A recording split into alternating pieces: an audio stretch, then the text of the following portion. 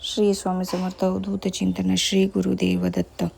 तर एका नवीन व्हिडिओमध्ये दादा तुमचं स्वागत आहे. तर आज तुम्हाला माहीतच आहे, श्रावण महिना सुरू झालेला आहे. तर श्रावण महिन्यामध्ये काय करायचं, शिवलिंगाची पूजा करायची हे सुद्धा सर्वांना माहीत आहे. त्याचे व्रत काय केलं जाते किंवा श्रावण महिन्यामध्ये धार्मिक महत्त्व काय आहे, श्रावण महिना म्हणजे काय, भरपूर लोकांना आजपर्यंत माहीतच नाही. फक्त एवढंच माहीत आहे की श्रावण महिन्यामध्ये शिवलिंगाची पूजा केली जाते आणि श्रावण महिन्यामध्ये दर सोमवारी उपवास केला जातो. तर अशा प्रकारे मी त्यांचं महत्त्व तुम्हाला सांगणार आहे.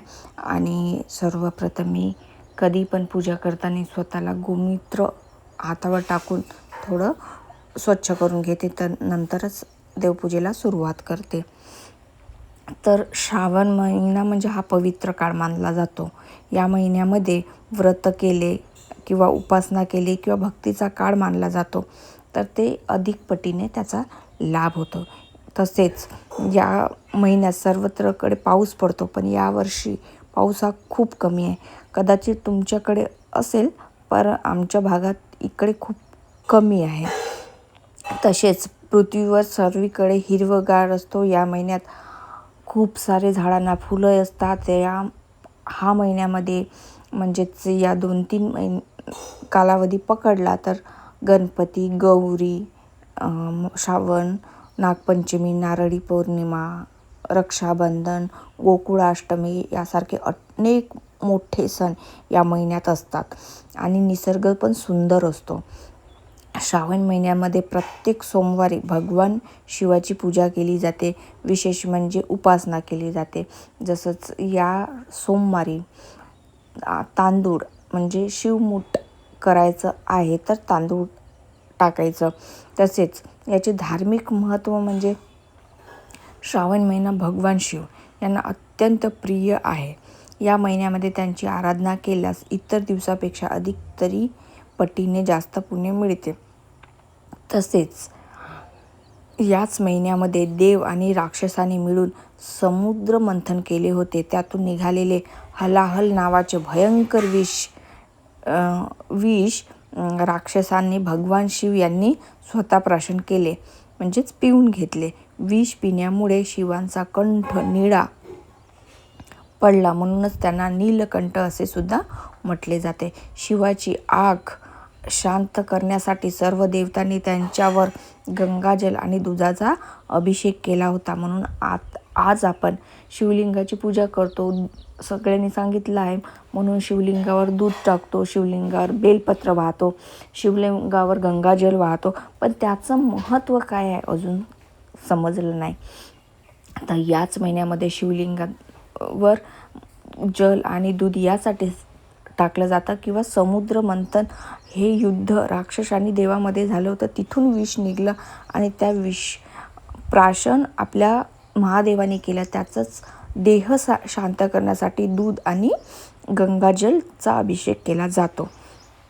तसेच शिवशंकर ह्या श्रावण महिन्यात काय करतात असे म्हटले जाते की चतुर्मासात 4 महिने जेव्हा भगवान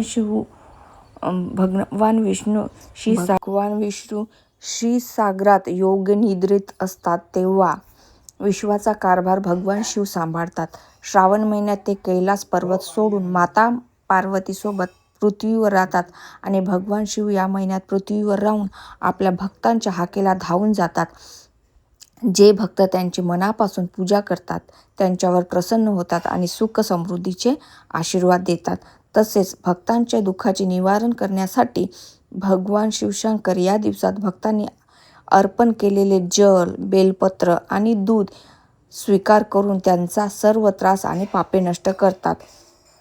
तसेच श्रावण महिन्यामध्ये शिवांची पूजा कशी केली जाते म्हणजेच तुम्हाला सांगते. दर सोमवारी शिव अभिषेक केला जातो. रोज आंघोळ करून शिवपिंडावर पाणी, दूध, मध, कापूर, हळद, चंदन, तूप, साखर यांचा पंचामृत करून अभिषेक केला जातो. तसेच बेलपत्र अर्पण करणे म्हणजेच भगवान शिवाला बेलपत्राची अत्यंत प्रिय आहे. ओम नमः शिवाय या मंत्राचा जप करत पिंडीवर बेल वाहिले जाते. तसेच शिवशंकरांचे 108 नावं आहे. ते 8 नाव घेऊनसुद्धा आपण बेलपत्र वाहू शकतो. म्हणजेच ते 8 नाव आपल्याला नित्यसेवेमध्ये 108 नाव मिळून जाईल. तसेच अनेक लोक श्रावण महिन्यामध्ये कडक उपवास करतात आणि संध्याकाळी महादेवाच्या पूजेनंतरच अन्नग्रहण करतात. अशा प्रकारे ही माहिती होती. आणि का श्रावण महिना केला जातो किंवा का श्रावण महिन्यामध्ये आपल्या शिवलिंगाची पूजा केली जातो, महादेवाची पूजा केली जातो, तर याचं महत्त्व तुम्हाला मी यामधून सांगितलेलं आहे. शिवलिंगांची पूजा करणं सर्व भक्तांच्या समोर जर तुम्हाला पूजा करायची आहे तर ती महादेवाची पूजा करायची असते. महादेव, गणपती, लक्ष्मी, विष्णू ह्या घरात आपले मूर्ती देवघरामध्ये असल्याच पाहिजे. तसेच पूजा करणे 108 वेळा. जर तुम्ही शंकराचे भक्त असेल तर साम सदाशिव हा मंत्र जपा. ओम नमः शिवाय हा गुरुमंत्र आहे. गुरुमंत्र घेतल्याशिवाय तो मंत्र जपू नका. साम सदाशिव हा मंत्र जपूनच तुम्ही महादेवाची पूजा करा.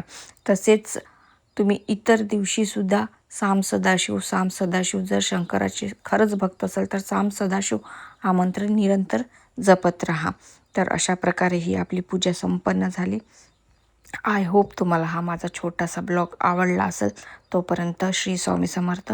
आणि शिवाची पूजा करताना एक लक्षात ठेवा, जर महिला असेल तर त्या दिवशी म्हणजे पाडीच्या दिवशी तुम्ही ती पूजा केली जाऊ नका. आणि श्रावण महिन्यातील उपवासाचे नियम, सोमवारची कहाणी आणि शिवपूजेची पद्धत याबद्दल पण यूट्यूबवर भरपूर माहिती आहे. आणि शिवाची आरती म्हणताना ओम शिव ओंकारा, जय शिव ओंकारा ही महादेवाची आरती रोज सोमवारी न चुकता बोलायची. श्री स्वामी समर्थ. अवधूत चिंतन. श्री गुरुदेव दत्त. उपवासाच्या दिवशी तुम्ही दूध, फळ किंवा साबुदाणा, वरीचा भात म्हणजे भगर असे पदार्थ तुम्ही खाऊ शकता दिवसातून एकदा. आणि तसेच कांदा, लसूण या दारू, मटण, चिकन या गोष्टीचं पूर्णपणे बंद करावे. ब्रह्मचर्याचे पालन करावे. तसेच कोणालाही वाईट बोलून रागवू नये, खोटे बोलू नये. आणि शिवाची पूजा नेहमी करत राहायची. सकाळी लवकर उठून स्नान करून, स्वच्छ करून, कपडे परिधान करून शिवलिंगाची पूजा करायची. तसेच महादेवाच्या पिंडीवर स्वच्छ धुवून कच्चे दूध आणि पंचामृत करून आंघोळ घालायची. महादेवाची चंदन अर्पण करायचं, फूल, बेलपत्र आणि जे फळ येतं त्याला आता मला माहीत नाही, धोत्राचे फूल आणि तसंच पाराजिकटीचं फूल आपल्या स्वामींना म्हटलं महादेवांना अर्पण करायचं. नैवेद्य अर्पण करायचं. दिवा, अगरबत्ती, धूपदीप लावायचा, शिवाय म्हणायचं. आय होप तुम्हाला हा माझा ब्लॉग आवडला असेल तर श्री स्वामी समर्थ. अवधूत चिंतन. श्री गुरुदेव दत्त.